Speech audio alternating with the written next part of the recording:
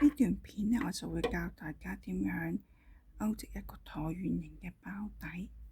首先我就教大家點樣攞線先，攞住線嘅線頭啦，打開你嘅左手，先喺你嘅手指尾嗰度喺上面向手掌繞一圈，再喺食指嘅底勾返上嚟，咁就我哋就會用拇指同埋個中指去捉實條線嘅，而食指呢就係控制條線嘅鬆緊嘅。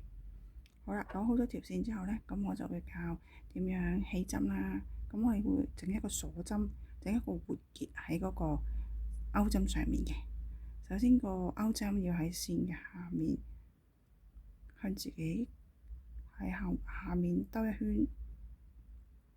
勾針呢就去返線嘅下面拉線過我哋頭先嗰個圈。好啦，拉實。點樣去測試我哋呢個圈呢係咪打得啱呢？咁就可以拉下條線嘅。如果係可以活動到嘅話，咁就正確啦。咁我哋每次呢個針呢，我哋每一次勾出嚟嗰個針呢，嗰個大細呢就會取決於我哋掛喺線，唔係掛喺勾針上面呢個圈有幾大嘅。咁唔好拉得太緊啊！如果唔係呢，一陣間我哋就好難揾翻我哋落針嘅位置噶啦。咁跟住呢，就係勾17個鎖針啦。呢17個鎖針呢，就等於底嘅第一行嘅16個鎖針加一個起立針嘅。鎖針就係將勾針喺線下面，將線拉出，拉過個圈，咁就係為之一個鎖針啦。3、4、5、6、7、8、9、10、11、12、13、14、15、16。個底嘅16針我哋已經勾完啦，咁依家就畀一個起立針，就即係第17個鎖針啦。勾完17個鎖針之後呢，我哋第17針呢係個起立針嚟嘅，我哋唔計算嘅。咁我哋就要倒數返去第二個 V 字，呢度一個 V 字，呢度第二個 V 字嘅外面呢一條，我哋攞過嚟穿過去，先拉線出嚟。咁呢個勾針上面有2個圈嘅，再勾一次線，一次過穿出晒2個圈，咁我哋就完成咗第一個短針啦。咁我哋可以將記號扣呢扣喺第一個短針對上嗰個 V 字嗰度。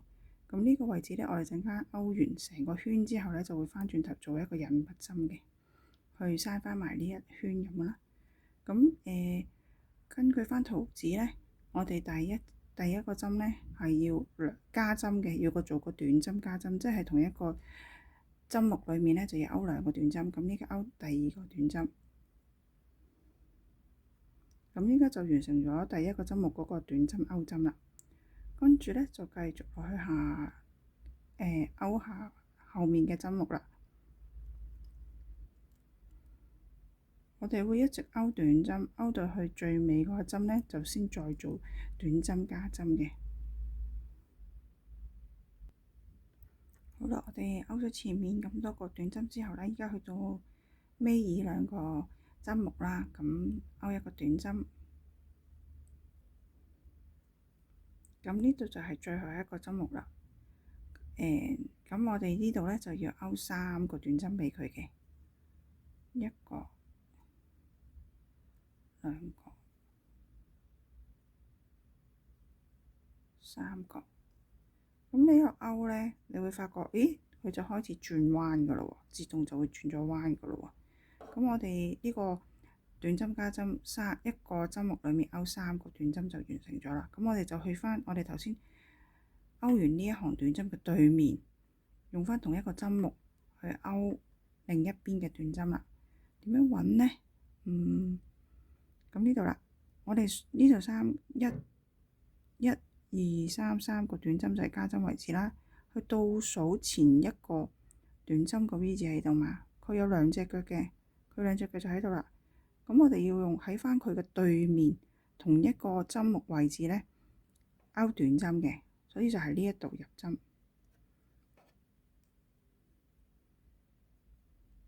喺同時間咧，我哋就可以將起針嗰條線咧跟住收埋咗喺我哋嘅短針裡面都得嘅。咁點樣收埋咧？就係啦，插咗嗰個勾針入個窿度之後咧，將條線咧放喺我哋嘅勾針上面，之後咧先至去拉線。咁嗰條線咧，線頭咧就會收埋咗喺我哋嗰個短針裡面噶啦。咁都係繼續咁樣勾短針。第一圈嘅所有加針已經完成噶啦，我哋只要勾到去頭先第一個針目短針加針嗰度嘅對面，即係同一個針目嗰度再勾埋嗰個最後一個短針咧，咁就完成咗呢一行噶啦。好啦，我哋已經勾好前面嘅短針啦，嚟到一開始嘅兩個短針加針嗰個位置之後咧，就喺翻同一個窿勾埋最後一個短針，咁就完成咗第一圈啦。由呢度開始，記號扣呢度開始第一針，呢度3個短針加針，之後咧就翻轉頭勾到尾啦。呢度就冇加針啦。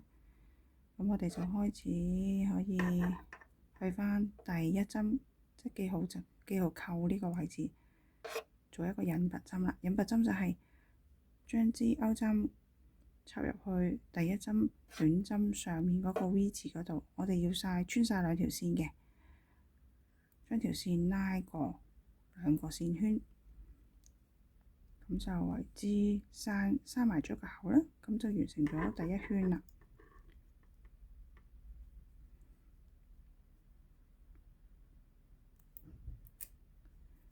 我哋可以開始第二圈啦。咁第二圈呢，就會加得多啲針數嘅。咁第一同第二針呢，都要做一個短針加針嘅。先勾一針鎖針做起立針。第一針同一個針目，我哋要勾2個短針。第二個針目都係要做短針加針，一個針目裡面勾2個短針。之後呢，就一直勾到去3個短針加針嗰個位置呢，我哋先會再做加針嘅。好啦，勾完前面嘅短針之後呢，我哋去到3個短針嗰個位置啦。如果怕自己唔知道邊個位置係加針位置呢，其實就可以用記號扣去標記住嘅。咁但係同樣呢，就算我哋唔用記號扣去標注呢，我哋都可以揾方法去揾翻我哋加針嘅位置嘅。咁我哋可以輕輕咁拉開啦，見到呢度有個針目啦，而呢度呢，係有一個短針呢，每個短針呢，佢有2隻腳嘅，而佢2隻腳對應上面呢，就會有個 V 字嘅。咁呢個窿上面嘅呢度有隻腳啦，有一隻腳喺度，另一隻腳就收埋咗喺另一邊呢度嘅。咁佢對應上面有個 V 字啊，呢度呢，又有另一對腳，佢對應上面有個 V 字喎。呢度呢，又有一對腳喺度，咁佢對應有個 V 字，呢個位置呢，就係我哋頭先上一圈嗰個3個短針加針嘅位置啦。咁就每個短針加針上面呢，我哋就要做一次短針加針嘅，即係總共由3針變成6針啦。1針、2針，就落下一個針目，1針、2針、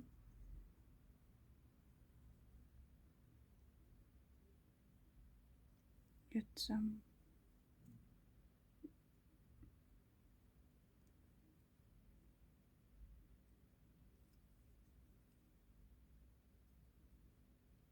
兩針，係啦，嗱個植物咧就會自然又轉咗彎㗎啦。咁之後咧就繼續勾短針，勾到去最後一針嘅時候，我哋又要再做一次短針加針嘅。好啦，去到最後一個針目啦，呢度都要做一個短針加針，一針，兩針。咁包底嘅第二圈呢，就已經完成咗㗎啦。咁去返第一針嘅上面做返個引拔啦。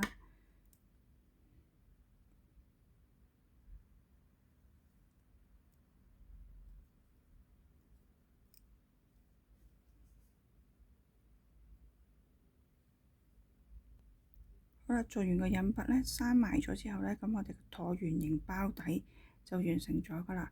咁因為我哋要做手機包㗎嘛，咁你就可以度一度佢個闊度夠唔夠咯。如果唔得嘅話咧，咁就可以再適量加針咯。不過如果我哋用5股牛奶麵咧，以我嗰個針數咧，其實就應該足夠㗎啦。